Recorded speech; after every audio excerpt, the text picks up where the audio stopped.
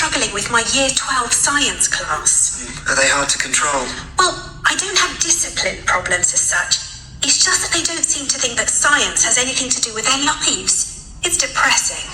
They listen to what I say, and I gave them a test last week, and the results weren't too bad. But there's no real engagement. Right. And as part of my teaching practice, I have to design an experiment for them to do.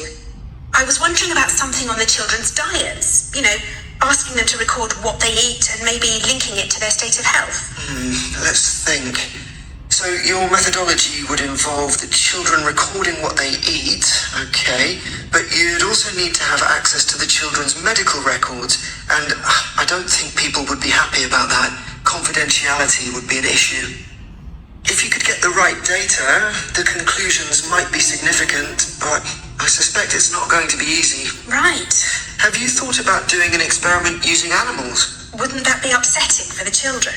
Well, the animals don't have to be harmed in any way. It could just be an experiment where they're given a certain diet and the effects are observed. Would I have to get permission to use animals? Yes, you'd have to submit an outline of the experiment and fill in a form, but it's quite straightforward. But if we found out that, say, a particular diet affects the health of animals, the same thing wouldn't necessarily be true for people, would it? No, that's true. But the findings for any experiment are going to be limited. It's inevitable. I suppose so. So, what animals could I use to investigate the effects of diet? Mice? Yes, you'd need experimental mice, ones that have been specially bred for experiments. Okay, so what will your experiment be investigating exactly? Well, something to do with nutrition. So maybe we could look at food supplements, things like extra iron and extra protein, and their impact on health. That might be rather broad.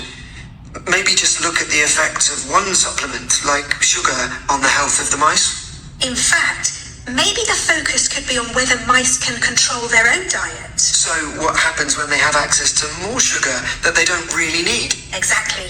Do they eat it? Or do they decide to leave it? Great. Then later on, you could do a follow-up experiment, adding another variable.